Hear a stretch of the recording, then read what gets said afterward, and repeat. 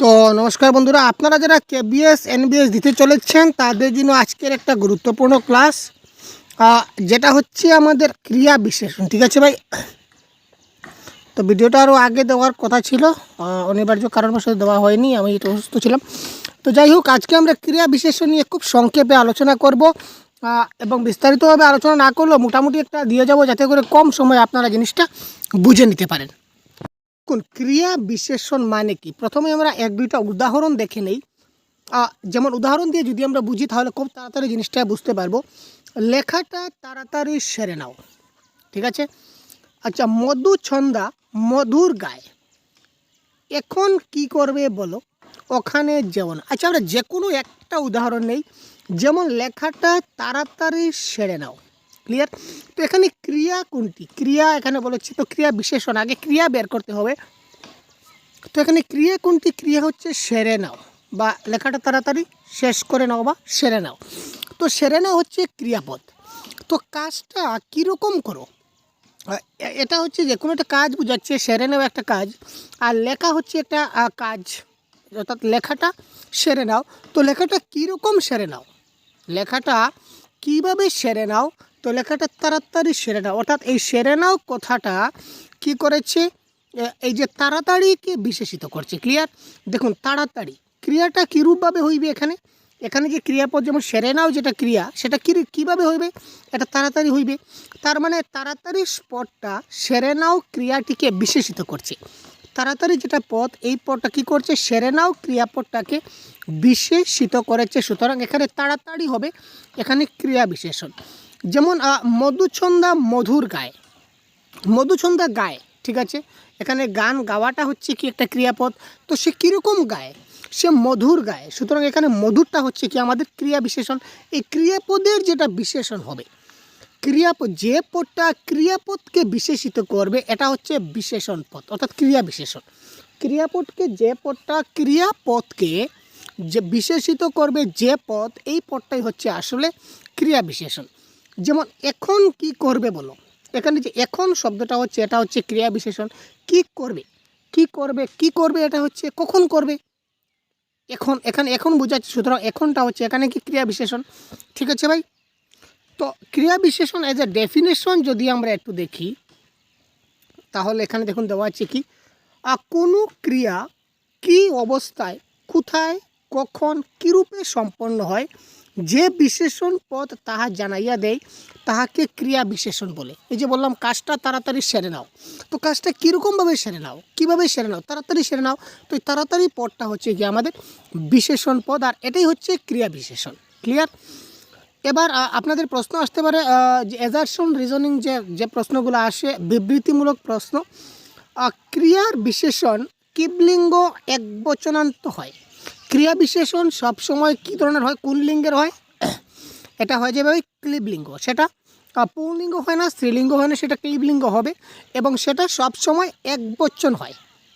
এটা মাথায় রাখবো আমরা, ক্রিয়া বিশেষণ সবসময় ক্লিবলিঙ্গ হয় এবং একবচন হয়। সাধারণত ইহা শূন্য বিভক্তিতে থাকে, বিভক্তি সাধারণত শূন্য থাকে। যেমন তাড়াতাড়ি, মধুর, এখন, এইগুলা বেশিরভাগ সময় কি থাকে, এগুলো মানে বেশিরভাগ সময়, 100% নয়, এখানে বলেছে সাধারণত।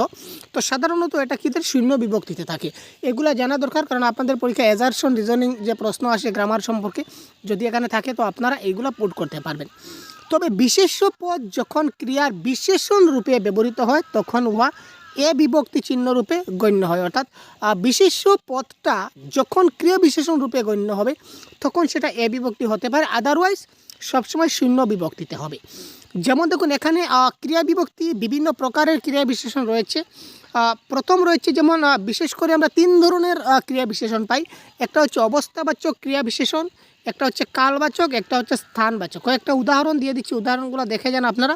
পরীক্ষা ডাইরেক্ট এখান থেকে ক্রমণ এসেছিল আমাদের পরীক্ষায়, যে বিগত পরীক্ষায় দেখেছি যে বৃষ্টি পরে টাপুর টুপুর, এটা হচ্ছে অবস্থা। কি অবস্থায় বৃষ্টি পড়ছে, টাপুর টুপুর অবস্থায় বৃষ্টি পড়ছে, তার মানে এখানে টাপুর টুপুর হচ্ছে কি অবস্থাবাচক ক্রিয়া বিশেষণ। বিদেশ বুই সাবধানে থাকিস বাবা। ঠিক আছে? কীভাবে থাকিস, সাবধানে থাকিস, কোন অবস্থায় থাকতে হবে, সাবধানে থাকার কথা বলা হয়েছে, সুতরাং এটা হচ্ছে অবস্থাবাচক। হাসিয়া বসন্ত সহ করে চুপে মধুর আলাপ। ঠিক আছে? তো এখানে কিভাবে থাকতে হবে, বসন্ত সহ হাসতে হবে, কোন অবস্থায়, হাসির অবস্থায় থাকতে হবে, সুতরাং সেটা অবস্থাবাচক ক্রিয়া বিশেষণ। আরম্বিলা তারস্বরে চতুর অবেদ গান, ঠিক আছে, তো এটা হচ্ছে অবস্থাবাচক। জুরিতে আসন ছাড়ি সসম্ভ্রমে নোয়াইয়া শির, উত্তম নিশ্চিতে চলে অধমের সাথে, সচকিতে চাহিলা পশ্চাতে, চমৎকার মানিয়েছে কিন্তু, প্রশ্নটি সহজেই মীমাংসা করা যায় কি। এই উদাহরণ সবগুলো হচ্ছে অবস্থাবাচক ক্রিয়া বিশেষণ। তো ডিটেইল এক্সপ্লেনেশন এখন সময় যেহেতু একদম নিকটবর্তী চলে আসছে, তাই আপনাদের আরও ক্লাস দেখতে হবে, তাই আমি একদম শর্টকাটে বলেছি। এইগুলো একটু মাথায় রাখুন। এই উদাহরণ থেকে যে কোনো একটা উদাহরণ দিয়ে দেবে, বলে দেবে এটা কী ধরনের ক্রিয়া বিশেষণ, আপনারা মাথায় রাখবেন এটা হচ্ছে অবস্থাবাচক ক্রিয়া বিশেষণ। কালবাচক, কাল মানে হচ্ছে সময়, অবস্থাবাচক মানে যেখানে কোনো একটা অবস্থা বুঝাবে, কীভাবে হবে কাজটা, কীরকম হবে বুঝাবে, এটা হবে অবস্থাবাচক। আর যদি কোনো সময় বোঝায়, যেমন সময়বাচক ক্রিয়া বিশেষণ, এটাকে আমরা আরেক কথায় বলে থাকি কালবাচক ক্রিয়া বিশেষণ। যেমন উদাহরণ কী কী স্যার, সর্বদা সত্য কথা বলিও, কখন, অর্থাৎ সময় বুঝালে আমরা কখন বুঝবো, কখন, কখন মানে সব সময় বা সর্বদা, এটা একটা সময় বোঝাচ্ছে, কখন, সব সময়, এটা কিন্তু কালবাচক। স্কুলে আসিবা মাত্র ঘন্টা পড়িল, কখন ঘন্টা পড়িল, স্কুলে আসা মাত্র, তো আসা মাত্র এটা হচ্ছে কি, কালবাচক ক্রিয়া বিশেষণ। ঘন্টা বাজলো, কখন বাজলো, এই যে কখন দিয়ে প্রশ্ন করলাম, সুতরাং এটা হচ্ছে কালবাচক, বা কাল মানে সময়, সময়বাচক। আজকাল তুমি যে কখন কোথায় থাকো বুঝাই দেয়, আজকাল অর্থাৎ কখন, আজকাল সময়ের কথা বলা হচ্ছে, কোন সময়, আজকালকের সময়, আজকালকের দিনে। একদা যাহার বিজয় সেনানী হেলায় লঙ্কা করিল জয়, কোন সময়, কোনো এক সময়ের কথা বলা হয়েছিল, একদা, একদা কোনো এক সময়, অর্থাৎ এটা হচ্ছে কালবাচক ক্রিয়া বিশেষণ। এখনই আদার হবে বেলাটুকু পোহালে, তো কখন আদার হবে, এক্ষুনি আদার হবে, মানে এটা সময়ের কথা বলা হয়েছে, কোন সময়, এখন। তারপর দেখি স্থানবাচক, অবস্থাবাচক দেখলাম, কালবাচক, এবার স্থানবাচক দেখব। এই উদাহরণগুলো শুধু আপনারা জেনে যান, বিশেষ কিছু এবারে আলোচনা করব না, কারণ সময় আপনাদের একদম কিন্তু নিকটবর্তী চলে আসছে ভাই।